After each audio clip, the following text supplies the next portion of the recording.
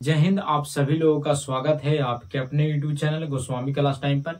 दोस्तों उम्मीद करेंगे कि आप लोग बढ़िया होंगे, मस्त होंगे, स्वस्थ होंगे और अच्छे से पढ़ाई लिखाई जो दोस्तों कर रहे होंगे। तो दोस्तों फिर से आज की इस वीडियो में हम लोग क्लास 10th के मैथ का वैसे सब्जेक्ट की क्वेश्चन को दोस्तों हम इस वीडियो में आपको बताने वाले हैं जो आपको फाइनल एग्जाम में दोस्तों पूछे जाएंगे। ठीक है, तो चलिए इस वीडियो को शुरू करते हैं।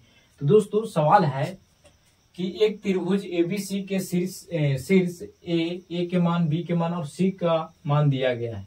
तो इस त्रिभुज का केंद्रक ज्ञात कीजिए। दोस्तों ये सवाल जो दोस्तों नियामक ज्यामिति में पूछे जाते हैं और ये सवाल दोस्तों बार बार एग्जाम में पूछे जाते हैं, चाहे तो ऑब्जेक्टिव होवे चाहे तो सब्जेक्टिव होवे। दोस्तों सब्जेक्टिव बनाने का यह फायदा होता है कि अगर आप सब्जेक्टिव बनाना सीख जाइएगा तो ऑब्जेक्टिव सवाल को जो दोस्तों आप आसानी से हल कर दीजिएगा। ठीक है, तो चलिए इसको हम लोग हल करते हैं। ठीक है, और हर एक बार एग्जाम में दोस्तों पूछे जाते हैं कि त्रिभुज के केंद्रक ज्ञात कीजिए। ठीक है दोस्तों, मान लिया जाए कि एक त्रिभुज है। ठीक है, एक त्रिभुज है ए बी सी। ठीक है, तो इसको जो है दोस्तों आपको से केंद्रक पूछ रहा है। ठीक है, तो जैसे कि मान लिया जाए ए के मान आपको दिया गया है -3 और 0 दिया गया है। बी के मान जो दोस्तों आपको से दिया गया है 5 - 2 और सी के मान कितना दिया है -8 और 5 दिया गया है। ठीक है, तो दोस्तों त्रिभुज के केंद्रक निकालने के लिए आप लोग के थोड़ा सा याद करना पड़ेगा। ठीक है, तो इसका फार्मूला भी होता है, त्रिभुज का केंद्रक का फार्मूला भी होता है और डायरेक्ट एग्जाम में आपको जो दोस्तों फार्मूला जो दोस्तों पूछ देता है। तो सबसे पहले आप फार्मूला को कंप्लीट जरूर कर लीजिएगा ताकि आपको फार्मूला से 10 नंबर का सवाल पूछता है। ठीक है दोस्तों, यहाँ पर ए के मान कितना दिया गया है, तो ए के मान जो है दोस्तों -3 और 0 दिया गया है।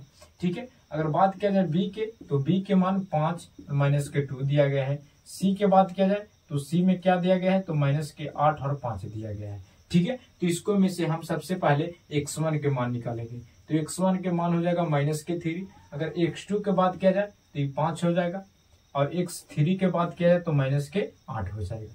उसी प्रकार से नीचे y1 के मान कितना हो जाएगा 0 और y2 के मान हो जाएगा -2 और y3 के मान हो जाएगा 5। ठीक है, तब जाके दोस्तों हम फार्मूला लगाएंगे। ठीक है, तो आप फार्मूला को याद रखिएगा।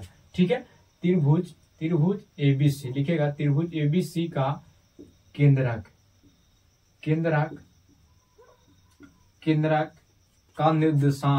का निर्देशांक। ठीक है, उसके बाद अगर आपको फार्मूला पता ना है तो आप याद रखिएगा। फार्मूला होता है x1 प्लस के x2 प्लस के x3 बट्टा के 3। ठीक है, एक होता है y1 प्लस के y2 प्लस के y3 बट्टा के 3। ठीक है, बस कुछ नहीं कीजिए, बस मान को आप बैठा दीजिए। ठीक है, तो मान को कैसे बैठाइएगा, तो जहां पर ही देख लीजिए इस तीनों को जोड़ दीजिए और 3 से भागा दे दीजिए। तो x1 के मान कितना है, तो -3 है तो -3 हो जाएगा, बीच में प्लस हो जाएगा। x2 के मान कितना है 5 है तो 5 हो जाएगा प्लस, y3 के मान कितना है तो -8 है तो -8 हो जाएगा और बटा के 3 हो जाएगा। ठीक है, y1 की बात किया जाए तो y1 के मान 0 है प्लस के, y2 के मान कितना है तो -2 है प्लस, y3 के मान कितना है तो 5 है, बट्टा के कर देंगे 3 कर देंगे, इन्हें से घेर देंगे। ठीक है, चलिए कैलकुलेशन कीजिए। इसको कैलकुलेशन कीजिएगा तो -3 हो जाएगा प्लस, ये प्लस माइनस माइनस हो जाएगा यानी 5 -8 हो जाएंगे। ठीक है, और बट्टा में कितना हो जाएगा 3 हो जाएगा। इसको कीजिएगा तो प्लस माइनस माइनस हो जाएगा यानी -2 प्लस के 5 बट्टा के 3 हो जाएगा। ठीक है, अब आगे कैलकुलेशन कीजिए, देख लीजिए ये दोनों जुटेगा, माइनस माइनस जुटेगा तो माइनस में हो जाएगा, कितना हो जाएगा तो 8 और 3 11 हो जाएगा माइनस में। ठीक है, और ये प्लस में है तो प्लस माइनस माइनस होता है। अगर आप 11 में से 5 को घटाइएगा तो -6 आएगा और बट्टा के आ जाएगा 3 आ जाएगा। ठीक है, और ये आ जाएगा माइनस के, जब घटेगा तो माइनस के 3 आ जाएगा और बट्टा के 3 आ जाएगा। ठीक है, तो घटेगा तो प्लस में 3 आ जाएगा, कितना प्लस में, प्लस माइनस माइनस होता है, बड़का में प्लस है तो प्लस, और 5 में से 2 जाएगा तो 3 हो जाएगा।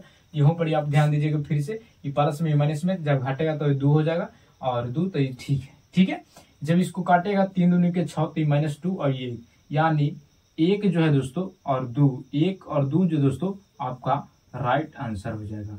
तो इस त्रिभुज के केंद्रक कितना आ गए, तो -2 और 1 आ गए। ठीक है, तो आप इस प्रकार से मैथ को बनाइएगा साफ साफ और फ्रेश एकदम पॉइंट मार के, तब जो है दोस्तों आपको दोस्तों पूरा में पूरा अंक जो दोस्तों मिलेगा। ठीक है, तो दोस्तों अगर आपको त्रिभुज का केंद्रक का निर्देशांक निकालना आ गया होगा तो आप जो है दोस्तों 2 नंबर दोस्तों हासिल कर लिए हैं। ठीक है, तो दोस्तों बस यहाँ पर ही अंक छेद रहेगा, बाकी नियम यही रहेगा, आप इसी ढंग से बनाइएगा, तब जो दोस्तों आपको नंबर मिलेगा। ठीक है, तो दोस्तों अगर आपको ये वीडियो पसंद आया होगा तो आप इस वीडियो को लाइक जरूर कीजिएगा। अगर आप चैनल पर पहली बार होंगे तो चैनल को भी सब्सक्राइब कर लीजिएगा, क्योंकि इसी तरह का वीडियो दोस्तों आपको मिलता रहेगा। ठीक है, तो दोस्तों मिलेंगे अगले वीडियो में। जय हिंद, धन्यवाद।